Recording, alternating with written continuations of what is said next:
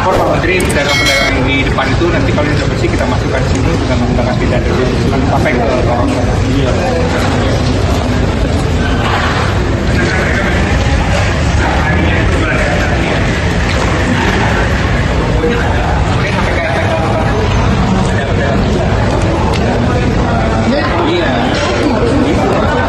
Prinsip orang Padang itu satu langkah yang paling penting. Kita depan pasti ada depan. Cara Padang Pak. Atau besi. Atau besi. Tadi malam ini udah nggak ada Pak. Udah nggak ada ini, udah bersih.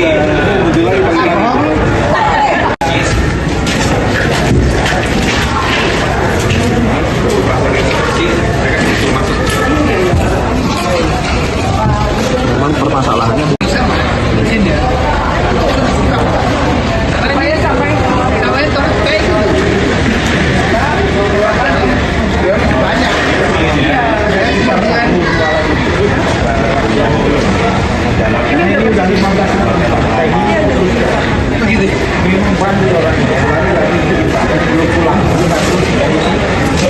yang lainnya nanti jadi jam kita ini kalau sampai jam tidak ada kita tidak masuk masalah